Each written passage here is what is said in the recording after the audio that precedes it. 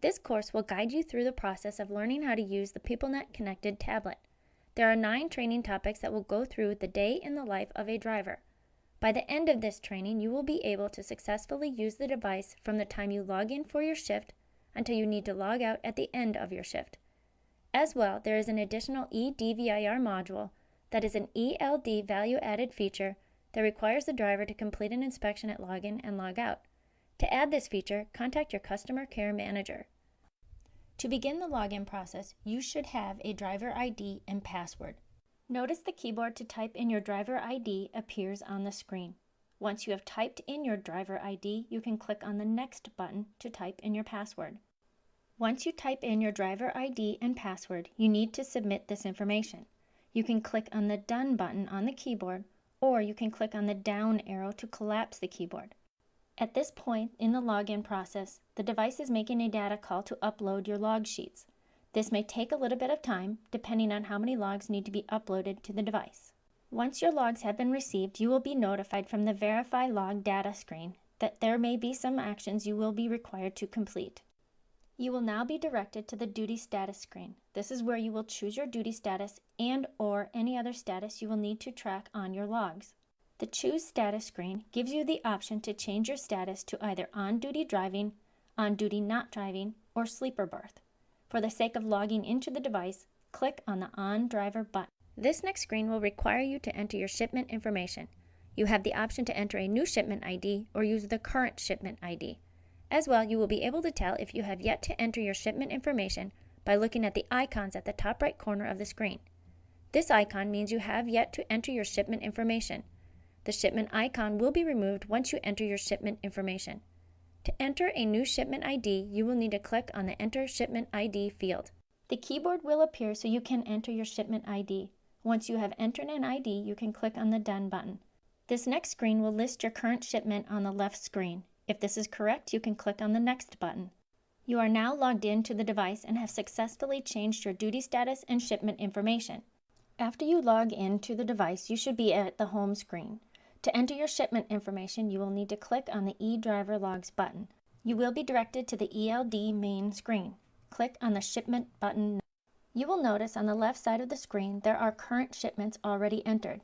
For the sake of entering a new shipment, you will learn to remove the old shipment information. To delete or remove the current shipment information, you will need to click on the radial button to the right of the current shipment number. Once you have clicked on the radial button, you can now click on the Remove button. You will now have a blank screen to enter your new shipment information. To enter your new shipment information, you will need to click on the Shipment ID field. The keyboard will appear for you to enter your information. Once you have finished entering your new shipment information, you can click on the Done button or the down arrow to collapse the keyboard. Once the keyboard collapses, you can click on the Add button to add your shipment information. You will notice the shipment information you entered is listed under the Current Shipment field. To return to the home screen, click on the Home button. You will now learn how to enter your trailer information. Click on the eDriver Logs button. You will notice on the top right of the screen there is a red trailer icon. This means that you have not entered your trailer information. This will disappear from the screen once you've entered your trailer information. To enter your trailer information, click on the Trailers button. Entering your trailer information is similar to entering your shipment information. If you have a trailer entered in your current trailers field, you can remove it prior to entering your new trailer information. Click on the radial button now to choose the trailer you would like to remove. Click on the Remove button to delete the current trailer information. These next few steps will walk you through the inspection process. Click on the OK button. This screen will allow you to declare if there are defects on the trailer. If you have defects, you will be asked to enter those defects. For the sake of this training, click on the No Defects button. You will notice this screen will show there are no defects. Click on the Finish button. Now you will need to enter your current trailer. To enter your trailer, click on the Enter Trailer ID field. The keyboard will appear for you to enter your new trailer ID. Once you have entered your information, you can click on the Done button. You will now be asked to inspect this new trailer. Click on the Request DVIR button. If this trailer has already been in the system, the device will be able to pull up the last DVIR. If this is a new trailer in the system, you will need to enter a new DVIR. Since this trailer has already been used, the system will find the last DVIR. This screen will give you the trailer information and the last inspection results. You will be asked to enter new information for this DVIR. If the trailer is safe to operate, you will click on the Yes button. If there are defects, you will click on the No button and enter notes regarding the defect. For the sake of training, you will select the Yes button, stating the trailer is safe to operate. Remember that you should complete a thorough inspection of the trailer prior to finishing this section. The time it takes you to complete the inspection and go on to the next screen will be the time that is recorded in your logs. Make sure there is enough time recorded for a thorough inspection. You will notice the new trailer ID will be under the current trailers field. To return to the ELD home screen, click on the Home button. You have now been directed to the ELD home screen. Notice that the red trailer icon on the top right of the screen has disappeared since you have entered your new trailer information. You have now completed the module on entering shipment and trailer information. You have the option to view and certify your logs anytime during your shift. To do so, you will need to click on the Logs button on the ELD main screen. This is a view of your current logs. To view the detail of your log, you will need to click on the Details button. You will be able to see a detail of your logs from this screen. To see all of the details, you can use the touchscreen on the PCT to scroll up or down.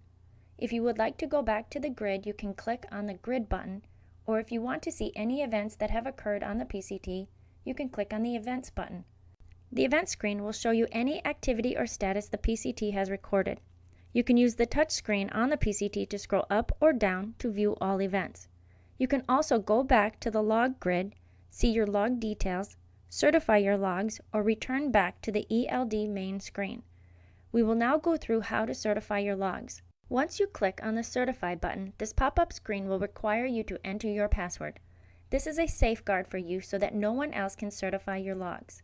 To enter your password, you will need to click on the blank Enter Password field.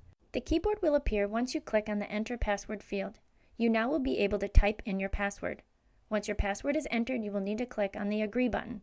Once you click on the Agree button, your logs will be certified and you will return to the last screen you were on prior to certifying your logs.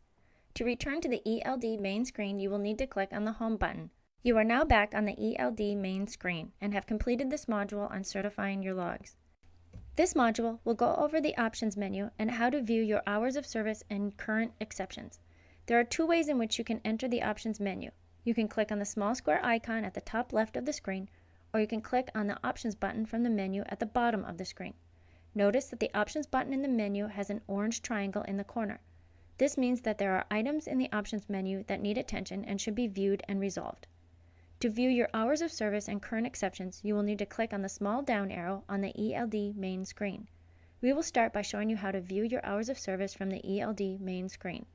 Once you click on the small down arrow, your hours of service and any exceptions will show up on the screen. You can choose this option at any time from the ELD main screen. We will now go over the Options button, starting with reviewing your logs. If you have uncertified logs or log edit proposals, it is important to review logs before certifying. You will need to review and accept or reject any log edits before certifying your logs. Notice that the icon next to Review Logs is orange. Again, this means that there are logs that need to be reviewed and approved. You will have the ability to review any of the logs on this screen. If there are any logs that you need to annotate, accept, or reject, you can click on it and complete the task. It is required that you accept or reject any log edits before certifying. If your logs are correct, you can now certify them. Anytime you certify your logs, you will need to enter your password. This is to ensure that the owner of those logs is the one that is certifying the logs. Once you have entered your password, you can click on Agree.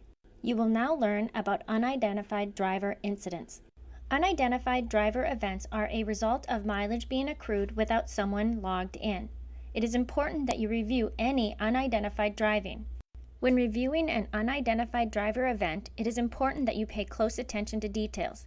We recommend you review start time, end time, starting location, ending location, and vehicle miles. To annotate, accept, or reject any unidentified driver event, you will need to click on the event. From this screen, you will have the ability to annotate, accept, or reject the selected driving event. For the sake of training, we will accept this unidentified driving event. Click on the Accept button. Notice that the orange corner disappears from the Options icon. This means that all log information requiring review has been managed. You have completed the review logs and unidentified driver portion of this module. You will now learn how to put an exception on your driving status.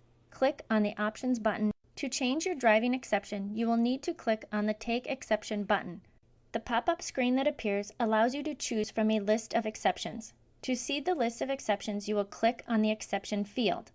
Once the options appear, you can click on the appropriate exception. Once you change your exception, you will need to give an explanation of the exception. You will click in the Exception field, type in your reason, and then click on the OK button. Notice on the ELD main screen that it shows your exception. As well, your hours of service information is recalculated immediately at the device when the exception is active. To inactivate an exception, you must return to the Options menu. Click on the Invalidate Exception button. To inactivate the exception, you will need to click in the Exception field, choose a new exception, then in the Explanation field, enter a reason. Once you have changed your exception, you can invalidate to complete the process. You will notice the exception has been removed from the ELD main screen. You will now learn how to complete a roadside inspection. Once you are in the Options menu, you may need to scroll down to find the Roadside Inspection option. Once you click on the Roadside Inspection button, you will be shown your hours of service graph. From this screen, you can transfer your driver logs to the officer via web service or email. To transfer your driver logs, you will need to click on the Data File Transfer button.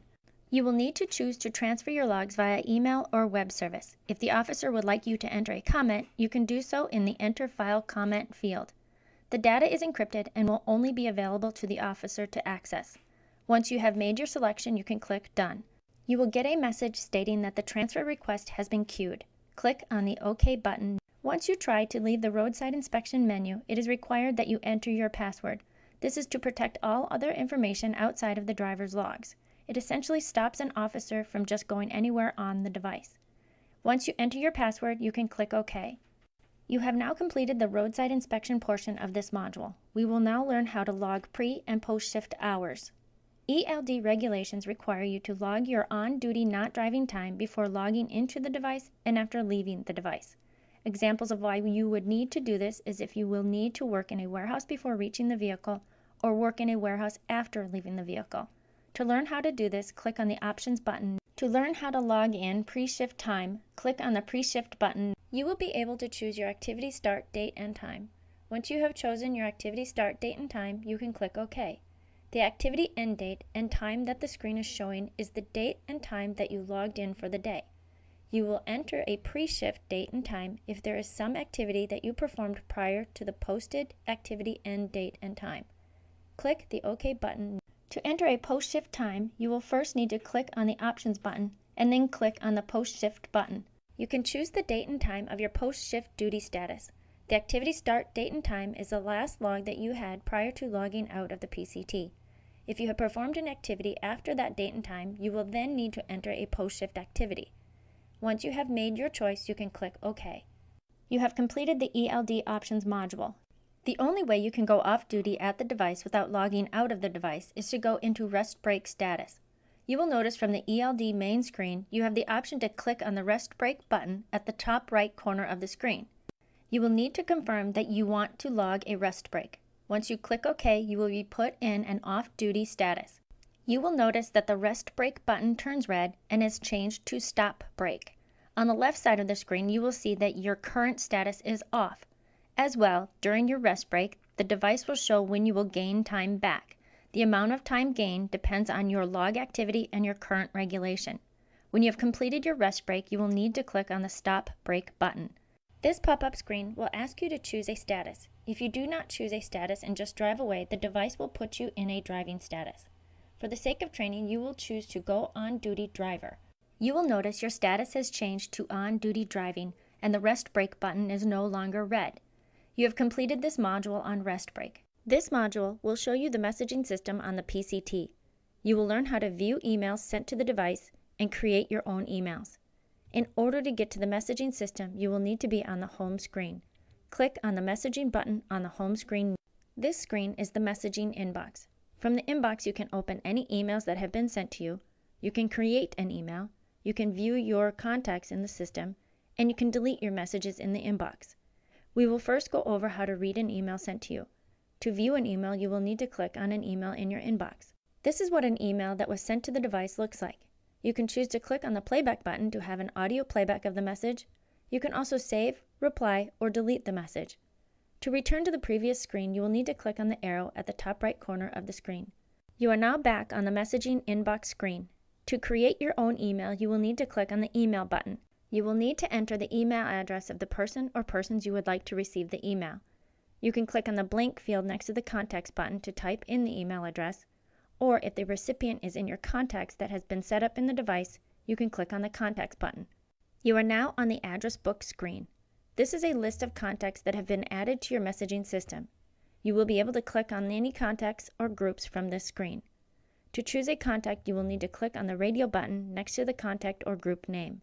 Once you have chosen the contacts or groups you wish to send an email to, you can go ahead and click on the Accept button. You are now on the Create Email screen.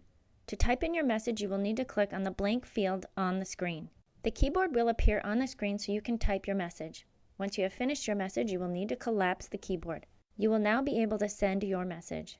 This pop-up screen will ask you if you would like to send this message now or on the next data call. A data call is every 30 minutes, and if you choose the option later, the message will be sent when the data call is established. This next pop-up screen will let you know your message has been sent. You are now back on the inbox screen. If you would like to delete emails that have been read, you can click on any of the radio buttons to the right of the email message. To delete all of your emails, you can click on the Select All button. You will notice that all the radio buttons are checked and the Delete button has been enabled. To delete these messages, you will need to click on the Delete button. This pop-up screen will appear and ask you to confirm that you would like to delete these messages. Click on the Yes button. You will notice your emails have been deleted from your inbox. To return to the home screen from here, you will need to click on the PeopleNet logo at the top left corner of the screen. You are now back on the home screen and have successfully completed the messaging module. This is the Safe Mode screen. It will activate once you start driving. You will remain in the safe mode while driving. Once you stop the truck, you will return to the home screen.